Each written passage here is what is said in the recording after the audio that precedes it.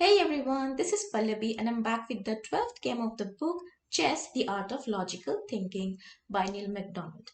This game was played between Topalov and Bareev in Dortmund in 2002 and the opening played was French defense. Now let's look at the game. White started with e4, controlling the center, making way for the queen and the bishop to develop and also um, occupying the d5 and f5 square. e6. The opening, known as French defense, doesn't immediately seize the center but rather prepares for a potential d7 pawn push to control the d5 square. The e6 pawn move simultaneously frees up both the f8 bishop and the queen. While this pawn push may seem to restrict black's position, it could entice white into a premature attack that could lead to disaster. Thus, the French defense shouldn't be underestimated as it holds substantial dynamic energy. White played d4. Now two pawns are in the center, also making way for the c1 bishop to come out, and all these four squares are under white's control. d5. A necessary challenge, or else white will have a free hand in the center. Knight c3. The boldest way to defend e4. More solid move was knight b d2, but it would shut in the bishop on c1 and so make an immediate attack less viable for white. Knight f6. Once more, black applies pressure to the e4 pawn in an attempt to coax white into capturing on d5 with e takes d5. After e takes d5, black's c8 bishop gains access to an open diagonal. Nevertheless, Topalov opts for a more aggressive reply, bishop g5. White pins the black knight while simultaneously liberating the bishop from its pawn structure constraints. As a result, after bishop e7, then e5, knight fd7, bishop takes e7, queen takes e7, f4. White establishes a dark square pawn center without concerns of confining the bishop, as it has already been exchanged. Nonetheless, Bareev selects an alternative path to avoid this particular line. So after bishop g5, black played d takes e4. This move hinders white from establishing the restrictive pawn center as seen in the previous variation with bishop e7 and e5. However, this move is often referred to as yielding the center, as black willingly surrenders control over the potent d5 square, thereby granting white a spatial advantage thanks to the d4 pawn.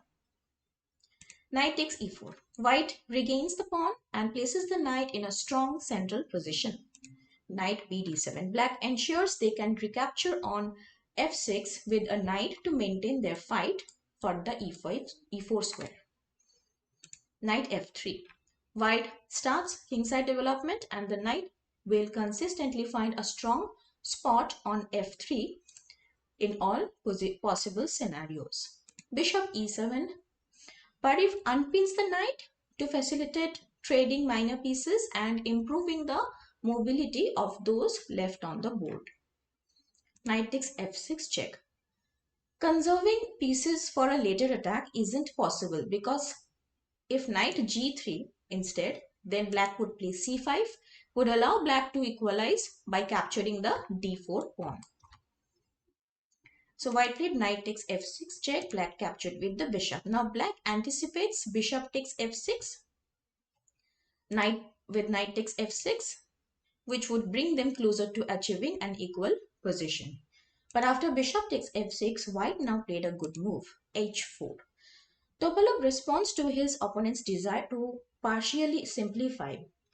If bishop takes g5 right now, then h takes g5, another piece is exchanged, but white gains pressure along the h file and the g5 pawn restricts the black knight's access to its ideal square to f6 on f6. Black doesn't like this outcome and avoids it.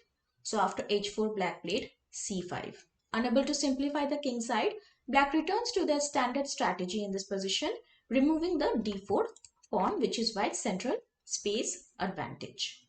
White played queen d2. White can't keep a strong pawn center, but they plan to use their more mobile pieces to create an attack.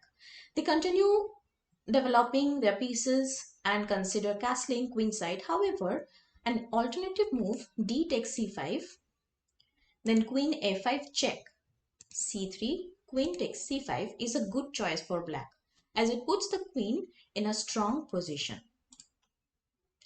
So white played queen d2 instead of d takes c5. Then c takes d4. White's central pawn is gone, a notable positional advantage for black. The main concern is whether black can complete their development before white. With their dynamic pieces, mounts a strong offensive. Addressing the passive bishop on c8 is a key challenge. Knight takes d4. Another aspect of queen d2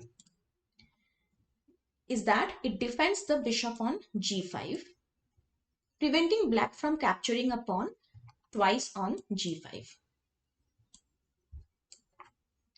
So after knight takes d4, black played h6. Black decides to end the tension on f6 and exchanges the bishops. Bishop takes f6. A crucial moment has arrived. Will white's active pieces win, or has black's simplification taken away too much of white's initiative? Now black captured knight takes f6. The exchange of two minor pieces seems to have improved black's position, keeping the center stable and no visible threats on the king side. However, unexpected trouble arises. Queen b4, a good move from white. It's time for decisive action. The usual move, long castle, would be significantly worse because after short castle by black, black would prepare to counterattack in the center with e5. Preventing black from castling is essential. So white had to play queen b4, preventing castling. Knight d5. Bareev forces the white queen off the b file, ensuring he can develop his bishop without the threat of pawn being captured on b7. Queen a3. The white queen continues to prevent black from castling kingside. Queen e7. No time could be wasted challenging the white queen because Topalov aimed to break through the center with moves like long castle and c4. The most effective response to diffusion attack is by offering a queen exchange. That's why black played queen to e7. Now white played bishop b5 check. White continues to harass his opponent as black only needs to be left in peace for one move to enable him to castle with a perfectly safe game. Bishop d7. Naturally, black is happy that he can exchange off his this passive piece for white's active bishop. Bishop takes bishop with a check on the king. This presents black with a challenging decision. They can either give up on castling and immediately by recapturing with the king, or they can use valuable moves to play queen takes d7 and then return to e7 with the queen. But here black played king takes d7, which is not a good move. Following this sequence, the black king becomes a constant target for the white pieces. It seems that queen takes d7 was the right decision because after long castle, queen e7, queen a4 check, queen d7, there is no apparent way for white to benefit from the maneuvering of the two queens. But black played king takes d7 and then white played queen a4 check. If instead queen takes e7 check, then king takes e7 would be completely wrong plan for white. Placing the black king in the center for the endgame would be advantageous for black rather than making it a target. So queen a4 check, king c7. The king chooses a square where he doesn't interfere with the development of his rooks, as would be the case after king c8 or king d8.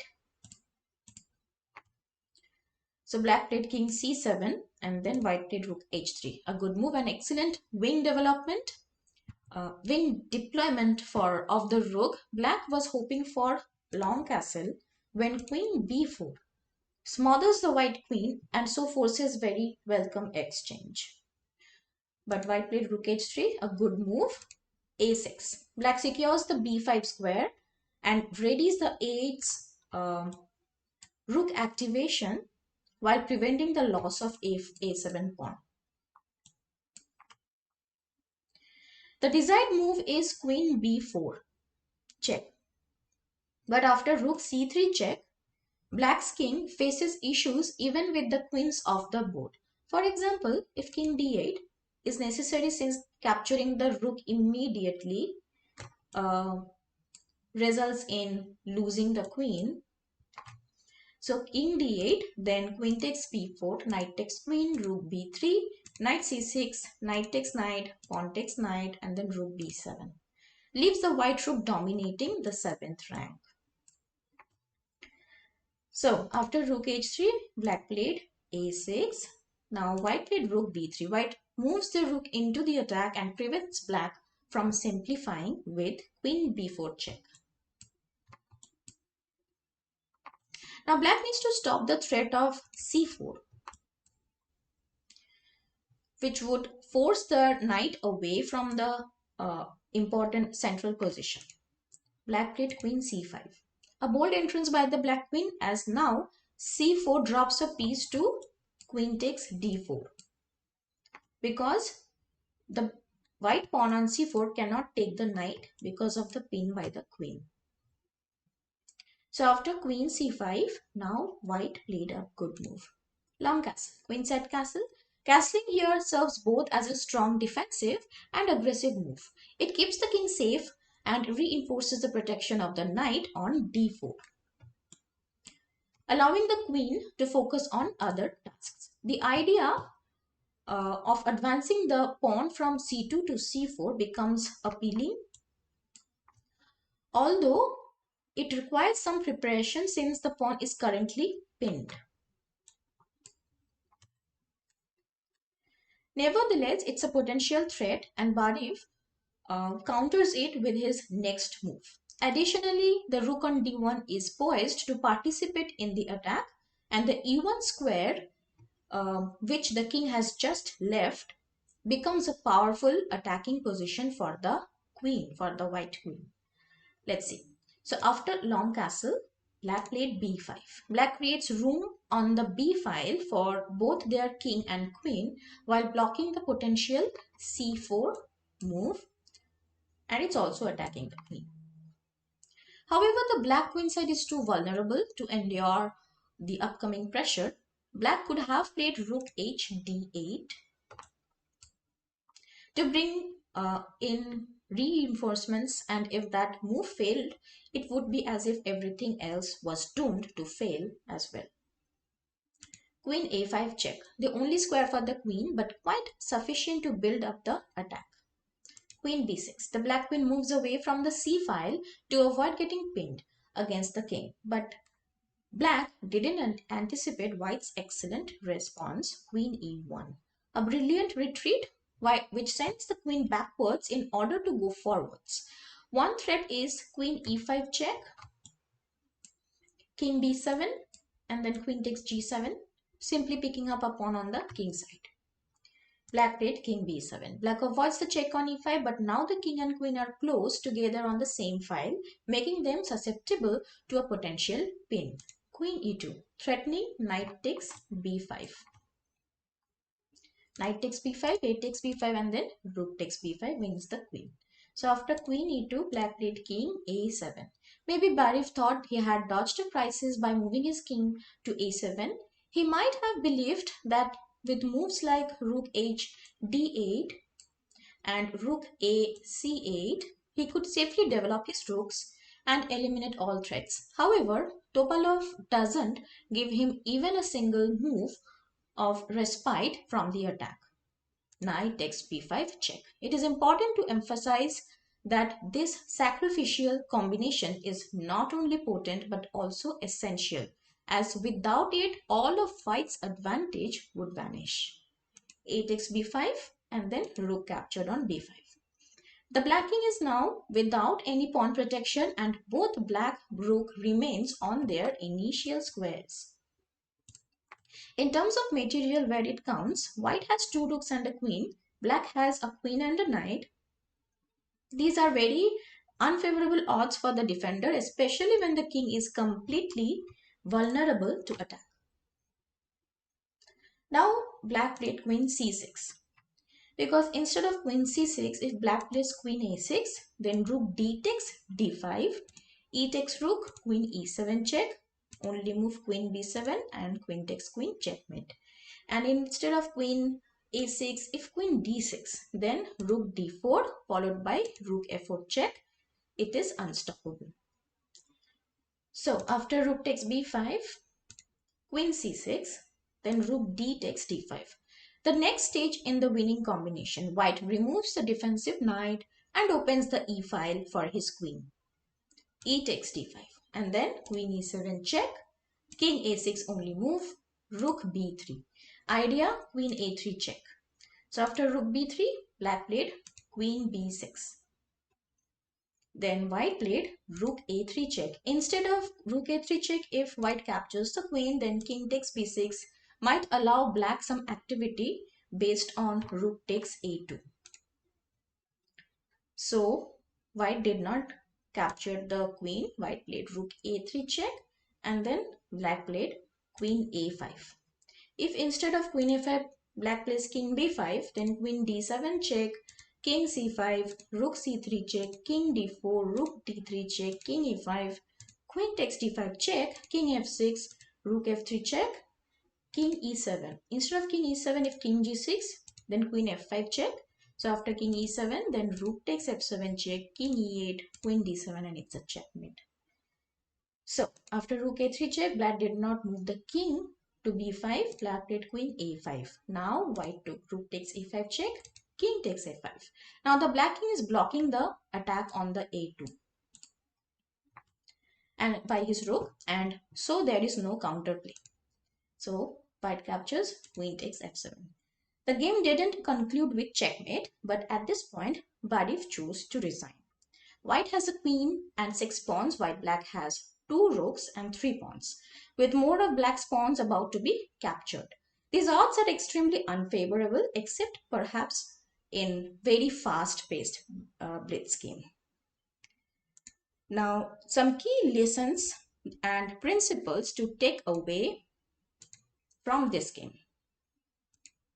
Development. Prioritize developing your pieces early on.